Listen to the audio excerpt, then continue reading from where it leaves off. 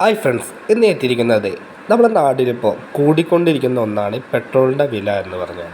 അതുകൊണ്ട് തന്നെയാണ് കൂടുതൽ ഇപ്പോൾ ഇലക്ട്രിക് വാഹനങ്ങളാണ് നമ്മുടെ നിരത്തുകളിൽ കൂടിക്കൊണ്ടിരിക്കുന്നത്. അതിനാണെങ്കിൽ ഗവൺമെൻറ് സബ്സിഡിയും കാര്യങ്ങളൊക്കെ കൊടുക്കുന്നുണ്ട്. അതുകൊണ്ട് തന്നെയാണ് ഇപ്പോൾ എനിക്ക് കൂടുതൽ ഓട്ടമുള്ളത് കൊണ്ട് തന്നെ ഞാനൊരു ഇലക്ട്രിക് വാഹനം സ്വന്തമാക്കിയിട്ടുണ്ട്. ചേതക്ക്, ബജാജിൻ്റെ ചേതക്ക് എന്ന മോഡലാണ്, അതിൻ്റെ ബേസിക് മോഡലാണ് ഞാൻ സ്വന്തമാക്കിയിട്ടുള്ളത്. അത് നമ്മൾ എടുത്തതിന് ശേഷം ഓരോരുത്തർക്കും അവരുടെ വിശ്വാസങ്ങളുണ്ടായിരിക്കും. എൻ്റെ വിശ്വാസപ്രകാരം ഞാൻ അമ്പലത്തിൽ പോയതിന് ശേഷം അമ്പലത്തിൽ നിന്നും വാഹനപൂജ എന്നൊരു വഴിപാടുണ്ട്. ആ വഴിപാട് കഴിപ്പിക്കുന്നതാണ് നിങ്ങളിന്ന് കാണുന്നത്. കാരണം അത് കഴിപ്പിക്കാൻ വേണ്ടി നമ്മളെ തിരുമേനി അമ്പലത്തിൽ നിന്നും പൂജിച്ചതിന് ശേഷം നമ്മളെ ചാവി അവിടെ കൊടുക്കുകയും ചാവി പൂജിച്ചതിന് ശേഷം തിരുമേനി വണ്ടിയുടെ അടുത്ത് വന്നുകൊണ്ട് ഉള്ള പൂജകളാണ് നിങ്ങൾ കാണുന്നത്. പൂജിക്കുന്ന രംഗമാണ് ഇപ്പോൾ നിങ്ങൾ കണ്ടുകൊണ്ടിരിക്കുന്നത്. അത് നമ്മളുടെ ഓരോരുത്തർക്കും ഓരോ വിശ്വാസങ്ങളായിരിക്കും.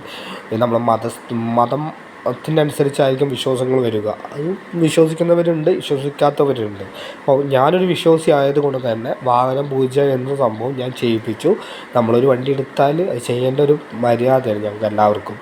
അപ്പോൾ അത് നമ്മൾ ചെയ്യുന്നതാണ് നിങ്ങളിപ്പോൾ കാണുന്നത്. നമ്മളെ നാട്ടിലെ തിരുമേനിയാണ്. ആ തിരുമേനിയെ കൊണ്ട് തന്നെ ഞാൻ എൻ്റെ വാഹനം പൂജിപ്പിച്ചു.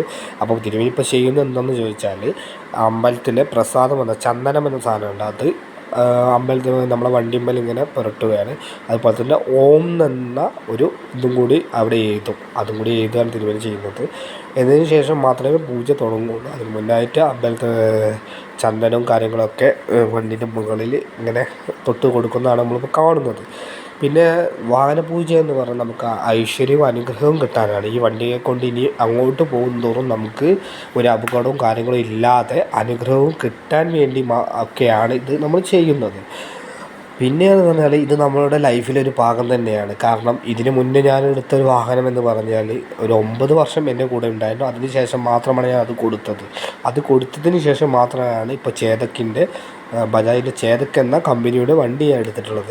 8-9 കൊല്ലം എൻ്റെ കൂടെ ഉണ്ടായിരുന്നു. ഇനി അതെന്താ വെച്ചാൽ ഇനിയും അത് ഓടിച്ച് കഴിഞ്ഞാൽ ഫുള്ള് കംപ്ലൈൻ്റാണ്. അപ്പോൾ ഇടയ്ക്കിടയ്ക്ക് നമുക്കത് ചെയ്യേണ്ടി വരുമല്ലോ വിചാരിച്ചുകൊണ്ട് നോക്കിയപ്പോൾ ഇതെടുക്കാമെന്ന് വിചാരിച്ചു, ഇലക്ട്രിക് എടുക്കാമെന്ന് വിചാരിച്ചു. കാരണം ഇലക്ട്രിക് ആകുമ്പോൾ കുറച്ച് കുഴപ്പമില്ല, കറണ്ട് ബില്ല് കുറച്ച് വരുന്നുള്ളൂ എന്നൊക്കെ പറഞ്ഞ് കേട്ടപ്പോൾ അങ്ങനെ എടുത്താണ് നമ്മൾ ഇലക്ട്രിക് ഞാൻ ഒരു ദിവസം ഓടിയിട്ടുള്ളെങ്കിലും കുഴപ്പമില്ല എന്ന് പറയാം. പക്ഷേ നമ്മൾ വിചാരിക്കുന്ന രീതിയിലാണ് എത്താൻ. കാരണം നമുക്ക് എവിടേക്ക് പോകണമെങ്കിലും പെട്ടെന്ന് മണ്ടായിരുന്നു മറ്റേ വണ്ടി ഉണ്ടാകുമ്പോൾ.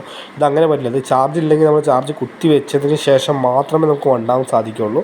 അതിനുവേണ്ടി നമ്മൾ ടൈം കുറച്ച് കണ്ടെത്തണം. ഒരു 30 മിനിമം 6 മണിക്കൂറെങ്കിലും നമ്മൾ ഇരുന്നാൽ മാത്രമേ ഫുൾ ചാർജ് ആവുള്ളൂ.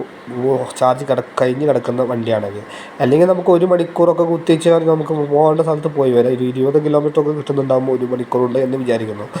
അപ്പോൾ നമ്മൾ അതിനനുസരിച്ച് നമ്മൾ വെയിറ്റ് ചെയ്യണം, അത്ര തന്നെ. അല്ലാതെ നമുക്ക് ഇപ്പം തന്നെ വണ്ടി എടുത്ത് പോരാൻ പറ്റില്ല മറ്റേ വണ്ടീൻ്റെ പോലെ. അങ്ങനത്തെ കുറച്ച് ഇഷ്യൂസ് ഉണ്ട്. അപ്പോൾ നമ്മളൊരു വിശ്വാസപ്രകാരം നമ്മൾ അമ്പലത്തിൽ വന്നു. അങ്ങനെ തിരുമേനി അതിനുള്ള പൂജകളും കാര്യങ്ങളും ചെയ്തു. ഇപ്പോൾ നാളികേരം ഉടയ്ക്കാൻ വേണ്ടി തിരുമേനി ഒരു കല്ലെടുത്ത് വെച്ചിട്ടുണ്ടായിരുന്നു. ആ കല്ലിൽ വെള്ളം ഒഴിച്ച് കല്ലൊന്ന് വൃത്തിയാക്കിയതിന് ശേഷം നാളികേരം ഉടയ്ക്കാൻ വേണ്ടിയിട്ട് ഒരു കർപ്പൂരം എടുത്തതിന് ശേഷം നാളികേരത്തിൻ്റെ മുകളിലായിട്ട് കർപ്പൂരം വെക്കുകയും അതിനുശേഷം കല്ലിൻ്റെ മുകളിൽ ഒരു കർപ്പൂരം വെക്കുകയും ചെയ്യുന്നതാണ് ഇപ്പോൾ നിങ്ങൾ കാണുന്നത്. ഇനി അതിന് ശേഷം എന്ത് ചെയ്യുമെന്ന് ചോദിച്ചാൽ, ഈ നാളികേരത്തിൻ്റെ മുകളിൽ അതിന് കർപ്പൂരത്തെ കത്തിക്കുകയും അതിന് ശേഷം കല്ലിൻ്റെ കർപ്പൂരത്തുമ്മലെയും കത്തിക്കും. എന്നിട്ട് തിരുമേനി ആ നാളികേരം എടുത്തിട്ട് വണ്ടി ഒന്ന്